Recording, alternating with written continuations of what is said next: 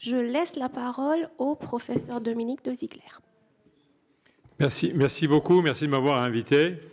Ça m'impressionne de parler devant mon chef, ici présent, comme on l'a dit, le chevalier Ayoubi.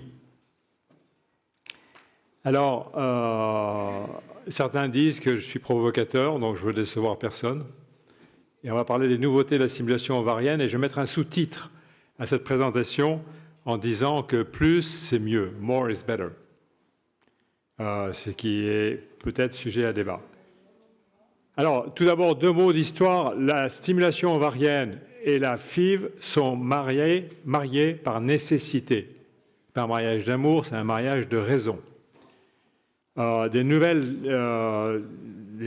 nouveaux trucs en stimulation. 2 mots sur la vitrification, parce que les progrès de la vitrification ont changé la donne en termes de stimulation. Et puis le fait que l'hyperstimulation ovarienne, c'est une affaire du passé. Alors, la première fécondation in vitro, qui a donné naissance à Louise Brown il y a 40 ans, est issue d'un cycle spontané. Tout le monde le sait, et il y avait à l'époque une suspicion dans l'esprit d'Edwards que la stimulation ovarienne pouvait être négative quant à la placentation, quant à l'accrochage de l'embryon. Mais très rapidement, les résultats étant difficiles, les ponctions se faisant à des heures indues, on a passé à la stimulation ovarienne avec différentes techniques, de sorte qu'aujourd'hui, on peut dire que la stimulation ovarienne est de tout ce qui a été fait en FIV, la mesure qui à elle seule a été la plus efficace pour augmenter les résultats.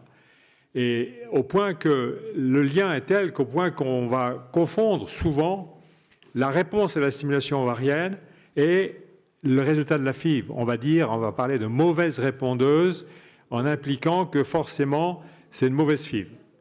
Ce n'est pas forcément le cas. Mais plus, c'est mieux. Les temps changent. Ce monsieur l'avait chanté et ce monsieur a eu le prix Nobel de littérature. Voilà un breuvage typique français, m'a-t-on dit, avec l'expression du message suivant. Avant, ça marchait mal, alors on voulait plus d'ovocytes et on voulait plus d'embryons à transférer. On faisait gaffe aux ovocytes quand même parce que l'hyperstimulation ovarienne était un danger réel. Aujourd'hui, ce qui a changé, la nouvelle donne, c'est qu'on peut stimuler beaucoup plus allègrement car on sait contrôler l'hyperstimulation ovarienne, on va y venir là-dessus pour dire 2 mots, mais que par contre, les résultats de la FIV étant largement meilleurs, le risque de grossesse gémellaire est devenu au premier plan, de sorte qu'on cherche à avoir, si possible, le transfert d'un seul embryon. Alors, les nouveaux trucs dans la stimulation ovarienne. 2 mots sur quantité et qualité.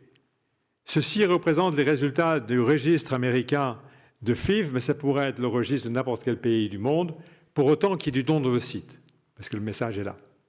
Vous voyez que les résultats de la FIV partent vers le sud, et encore, je n'ai rien contre le sud, à partir de l'âge de 37 ans. Mais qu'il suffit d'une seule chose, c'est de changer l'ovocyte pour que les résultats restent constants jusqu'à 50 ans. Par conséquent, les chutes des résultats de la FIV est due uniquement à une chute de la qualité ovocitaire, puisque dans le don d'ovocytes, tout le reste est le même. L'âge de l'utérus, y compris l'âge du conjoint, et il n'y a pas de diminution des résultats. La quantité de follicules, ça c'est les travaux qui ont été faits par Alain Goujon, la quantité de follicules primordiaux qui se mesurent par biopsie ovarienne diminue aussi avec une courbe qui ressemble à celle-ci. Et la ressemblance de ces 2 courbes a été le point de départ d'une croyance qu'il y avait un lien intrinsèque entre qualité et quantité. Or, ce n'est pas le cas. Si la quantité est diminuée pour une raison autre que pour une raison d'âge, la qualité n'est pas forcément atteinte. La raison de la pseudo-lien entre les deux, c'est qu'il y a un facteur confondant qui est l'âge, qui agit à la fois sur la qualité et sur la quantité. Mais la quantité n'est pas intrinsèquement liée à la qualité. Ça, c'est un travail qui a été fait par Isabelle Strully, quand elle était avec nous à Cochin. C'est des taux d'AMH chez des femmes qui sont devenues enceintes et qui ont délivré des bébés sains et bien portants. Et on a regardé le taux d'AMH et le temps qu'elles ont mis, après avoir arrêté la pilule, pour devenir enceintes, entre 1 mois et 15 mois. Et vous voyez que, si vous vous concentrez sur ce diagramme-là, il n'y a aucun lien entre le taux d'AMH et la fertilité de la femme. Ce n'est pas le taux d'AMH qui prévoit si on va mettre 1 mois ou 15 mois à concevoir. Dans l'endométriose, qui est une maladie qui nous intéresse, qui est intéressée à Cochin, qui nous intéresse d'ailleurs toujours à Foch, n'est-ce pas Jean-Marc? Dans l'endométriose, on a une atteinte de la fonction ovarienne avec une diminution de la quantité de la réponse. La quantité ovocytaire est diminuée et pour des raisons qui ne sont pas liées à l'âge. Par conséquent, la qualité n'est pas atteinte. La preuve de ça, c'est un travail qu'on a fait en collaboration avec Richard Scott et qu'on a publié en fin d'année dernière, fin 2017, qui est l'analyse de l'aneuploïdie. Malheureusement, on ne peut pas faire ça en France parce que l'analyse génétique de l'embryon est interdite. Le taux d'aneuploïdie en fonction de l'âge. Alors, le taux d'aneuploïdie en fonction de l'âge, il augmente avec l'âge, c'est une évidence absolue. Mais dans chaque tranche d'âge, il n'y a pas de différence entre les femmes qui ont de l'endométriose, en bleu clair, et les autres qui n'en ont pas. L'endométriose n'altère pas la qualité ovocytaire, ni la qualité embryonnaire, tout au moins dans la fécondation in vitro. Dans la fécondation in vivo, c'est probablement une autre affaire. Mais ce n'est pas le sujet ici. Donc, la qualité et la quantité ne sont pas intrinsèquement liées. Mais la quantité intervient sur l'efficacité de la FIV en tant qu'outil. La FIV est un outil. Et cet outil marche mieux quand il y a plus d'ovocytes. Ça, c'est le travail de l'équipe belge, sur 23 000 cycles ICSI. Et vous avez ici le nombre d'ovocytes nécessaires pour un embryon. Il y a toute l'équipe de Foch qui est là maintenant. Jusqu'à l'âge de 37 ans, il faut en moyenne 20 ovocytes. Et si vous regardez ces courbes qui sont les unes sur les autres, de différentes couleurs, mais les unes sur les autres, c'est le nombre d'ovocytes obtenus à la ponction. Ça n'a pas d'importance qu'on obtienne 5, 10 ou 20 ovocytes. Il en faut 20 quand même pour un bébé.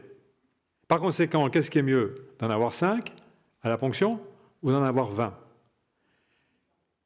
Encore une fois, la quantité ovocytaire n'intervient pas sur la qualité de l'ovocyte, mais par contre, elle intervient sur l'efficacité de la FIV en tant qu'outil. Dans la FIV, il vaut mieux avoir beaucoup d'ovocytes. Et prenons un exemple très clair. La conjointe d'un homme qui a un sperme catastrophique, elle se trouve forcée à faire de la FIV à cause du conjoint. Mauvaise pioche, on peut dire. Non, je rigole. Si cette femme, pour des raisons X ou Y, a une AMH basse, elle aurait très bien pu concevoir très bien autrement, mais elle aura, pour la FIV, elle sera une mauvaise candidate. Parce que l'efficacité de la FIV en tant qu'outil est réduite. Alors, certains ont dit que les réponses excessives aboutissaient à une diminution de la qualité ovocytaire. C'est probablement faux. Et c'est probablement lié à toute une série de raisons sur lesquelles je n'ai pas le temps de revenir, mais je vous montre une évidence pour laquelle c'est faux. Regardez ici, on prend comme paramètre de qualité ovocytaire le nombre de fausses couches du premier trimestre, qui est, vous êtes d'accord, un reflet de la qualité ovocytaire. Le nombre de fausses couches diminue avec le nombre d'ovocytes obtenus. Alors vous allez dire, oui d'accord, mais celles qui ont plus d'ovocytes sont accessoirement plus jeunes, certes. Donc, il faut regarder ce diagramme-là également. Là, vous avez le risque de fausse couche en fonction de l'âge.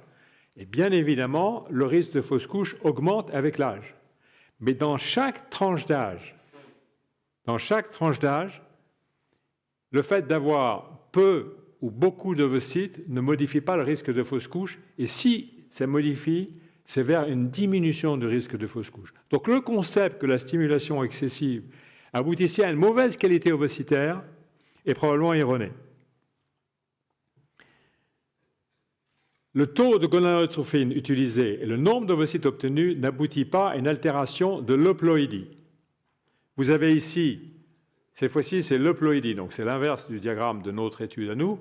Le taux d'euploïdie diminue avec l'âge, on est bien d'accord. C'est le problème du vieillissement. Mais pour chaque tranche d'âge, il n'y a pas de différence en fonction de la dose de gonadotropine utilisée. Et si vous regardez le nombre d'ovocytes, c'est pareil. Le taux d'euploïdie diminue avec l'âge, bien évidemment, mais dans chaque tranche d'âge, il n'y a pas de rapport, il n'y a pas de lien entre le nombre d'ovocytes obtenus et le caractère normal de l'embryon, c'est-à-dire le taux d'euploïdie. Vous voyez que dans chaque tranche d'âge, que l'on ait 1 à 5 ovocytes ou plus que 15, le taux d'euploïdie est le même dans chaque tranche d'âge. Et enfin, quand vous regardez le taux d'implantation des embryons euploïdes, alors à 40 ans ou à plus que 41 ans, on a peu d'embryons euploïdes. Mais si on a des embryons euploïdes, le taux d'implantation ne varie pas. Et dans chaque tranche d'âge, il ne varie pas non plus en fonction de la dose de FSH ou d'HMG administrée. Changer le protocole de stimulation ovarienne ne change pas le taux d'euploïdie. Ça, c'est deux mots pour dire qu'on a fait des stimulations doubles, on les a appelées stimulations duplex. Ça a aussi été fait par le groupe italien, ça a été fait par un groupe en Chine, dit le Shanghai Protocol. Nous, on avait fait ça à Cochin, on l'avait appelé duplex. Et voilà, dans le protocole duplex, on peut stimuler 2 fois en 4 semaines et avoir 2 fois plus d'ovocytes. C'était dans cette étude-là qui a été publiée. Des mauvaises répondeuses, on avait un blastocyste à la première stimulation et un blasto à la deuxième. Filippo Ubaldi à Rome et Laura Rienzi, qui était venue à la réunion du service le 23 mars, ont analysé le protocole duplex, ils l'ont appelé duo, c'est pas grave. Et ils ont analysé le taux d'euploïdie et ils démontraient que le taux d'euploïdie n'est pas différent pour la première stimulation et la deuxième. Par conséquent, la stimulation avec une double stimulation est une option qui est intéressante en cas de préservation de la fertilité. Par exemple, si vous n'avez que 4 semaines avant le début de la chimiothérapie, vous pouvez avoir 2 fois plus d'ovocytes et c'est 2 fois plus de chances de grossesse. Michael Alper et Bart Farser ont sorti ce concept qui est un peu battu en brèche, et je vais vous dire pourquoi, sur le nombre idéal d'ovocytes obtenus, indiquant qu'à partir de 15, il y avait un plateau sur le nombre de grossesses vivantes. Oui, mais ça, c'est de nouveau l'équipe belge. Oui, mais voilà le diagramme. Alors, je sais que vous êtes en période postprandiale et qu'il est tout à fait impossible de lire les chiffres. Par conséquent, je vous ai préparé l'analyse de ces 2 dernières lignes sous forme de barres. Vous avez ici le taux de grossesse par cycle. Et effectivement, à 15 ovocytes, on a un plateau. Mais si vous regardez le taux de grossesse cumulé, en comprenant les congelés, qui est maintenant apparaît en rouge, vous voyez que celui-ci continue d'augmenter pour plus de 15 ovocytes, puisqu'on met de côté des embryons congelés. L'hyperstimulation est une histoire du passé. C'est une course contre le temps. Hein. Alors, on croyait que c'était le nombre de follicules. En réalité, que nenni, le coupable était caché devant nos yeux, au milieu de notre vue, c'était l'HCG. L'HCG est responsable d'une augmentation du VEGF qui modifie la perméabilité vasculaire, qui se traduit par 2 conséquences, la sortie de fluide dans la cavité pelvienne, qui crée de l'acide, et l'envers de ça, c'est une hémoconcentration et un risque de thrombose. La solution, c'est la FIV sans HCG. Cette solution est à portée de main si vous utilisez un protocole antagoniste.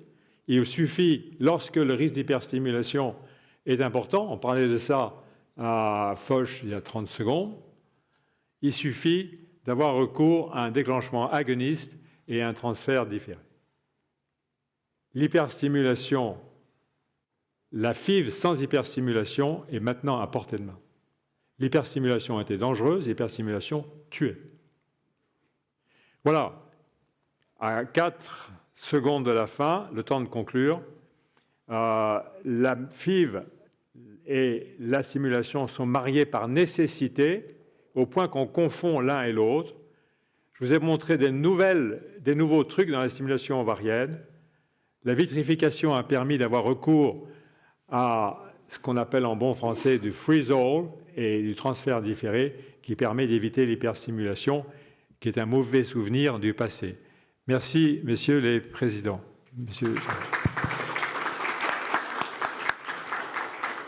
Et je veux remercier toute l'équipe de Foch, où je suis un heureux participant depuis près d'1 an. Merci Dominique pour cette belle présentation. Je te rassure tout de suite, tu n'as pas du tout été provocateur et je ne te reconnais plus. Donc, très belle présentation. On va voir s'il y a des questions dans la salle.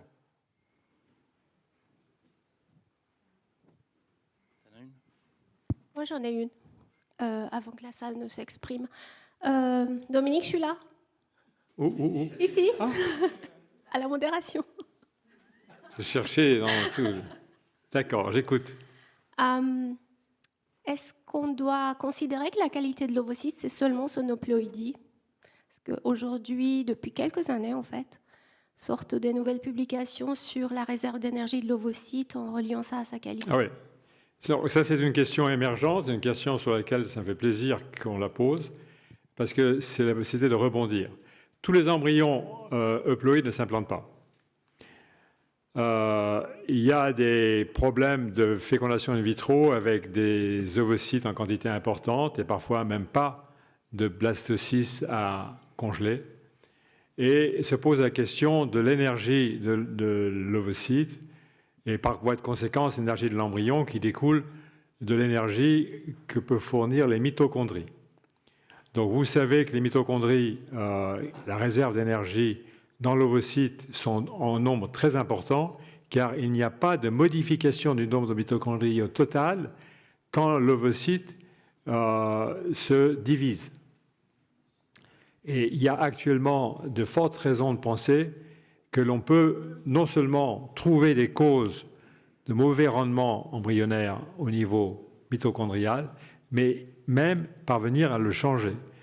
Il y a des possibilités, donc il y a en 1998, Jacques Cohen avait fait des injections de cytoplasme, d'ooplasme de donneuses pour augmenter les chances de grossesse, ce qui aboutissait à un mélange de mitochondries de la patiente elle-même et de la donneuse.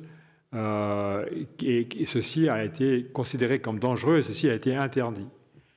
La solution est revue actuellement, parce qu'il existe actuellement la possibilité d'avoir recours à ce qu'on appelle le transfert du fuseau, spindle transfer, et qui permet à ce moment-là de prendre le fuseau avec les chromosomes de la patiente et l'injecter dans un ovocyte préalablement énucléé, sans contamination et sans hétéroplasmie.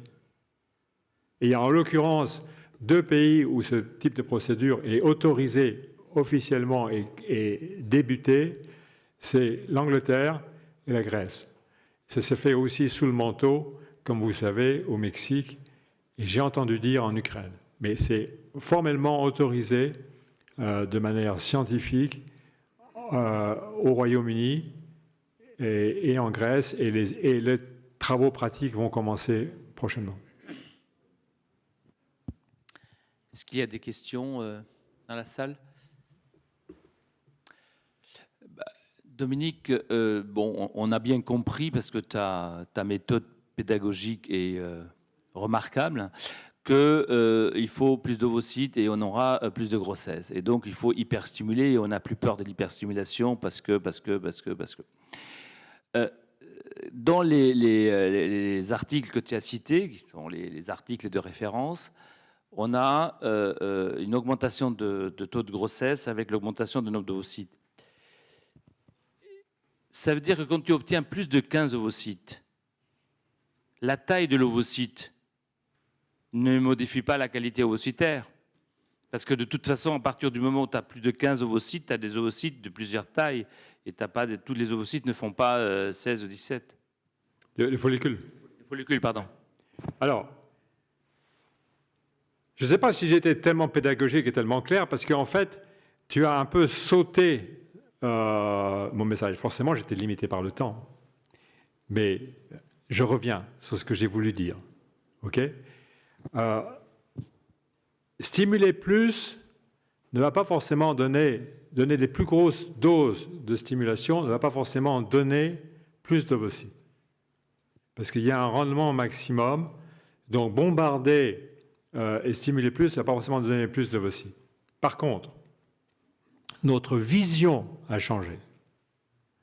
Quand on a des stimulations fortes, avant, on craignait l'hyperstimulation et on avait souvent recours à des procédures qui consistaient à réduire la dose ou à faire du pseudo-costing et des choses comme ça, qui étaient probablement responsables de mauvaise qualité.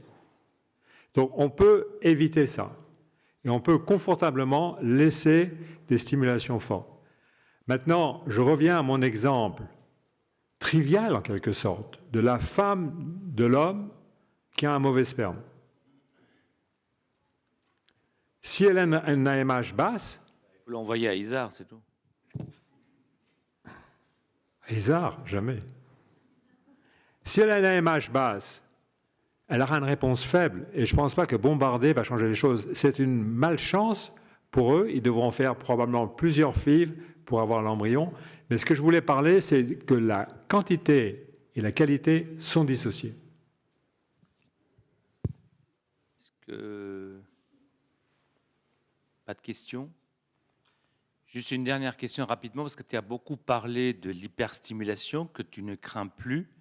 Est-ce que tu ne crois pas que même en maîtrisant l'hyperstimulation qu'on a toujours connue et qu'on a toujours craint, est-ce que tu ne crois pas que les complications autres ont augmenté avec ces hyperstimulations très très fortes? Alors, ça c'est une excellente question. Les complications de la FIV changent. Par exemple, à côté de la question, il y a l'histoire de l'endométriose. Avant, on opérait les femmes pour les endométriomes. Aujourd'hui, on ne les opère plus. Donc, on fait des FIV avec des endométriomes en place. Et donc, on risque des abcès. Et on a des abcès. Maintenant, les complications de la FIV, quand on les analyse concrètement, les complications hémorragiques de la FIV, sont directement liées au nombre d'ovocytes. Donc, c'est sûr que si on a une ponction de 25 ovocytes, potentiellement le risque chirurgical est plus important que si on a une ponction plus faible et qu'il faut être particulièrement précautionneux sur deux choses. La première, sur le geste. La deuxième, sur les mesures de précaution. Et les mesures de précaution, je vais vous donner un exemple qu'on a eu à Cochin. On avait dit à Cochin, quand je dis on, c'est de manière polie de dire j'avais donné comme instruction à Cochin, que la femme ne rentre pas chez elle seule après la ponction, qu'elle soit accompagnée par son mari ou à défaut, si le mari devait ne pas être là, pas pouvoir la raccompagner par quelqu'un d'autre. Et puis un jour, on a eu une complication qui aurait pu être fatale. Qu'est-ce qui s'est passé? Le mari a ramené sa femme chez elle, et puis c'était des gens particulièrement cool, une femme qui ne s'écoutait pas, et le mari, il a été au match. Et quand il est revenu, elle était en train de passer l'arme à gauche parce qu'elle a saigné. Donc on a changé nos précautions en disant le mari ramène sa femme et il reste à la maison ce soir-là. Donc il faut réaliser qu'en fait, c'est la personne qui est avec la patiente qui est le garant de sécurité. C'est le verrou de sécurité. Si cette personne n'est pas là, tout peut arriver. Mais tu as raison de souligner que les stimulations sur un nombre important d'ovocytes peuvent aboutir à des complications plus importantes. Merci beaucoup Dominique pour cette belle présentation.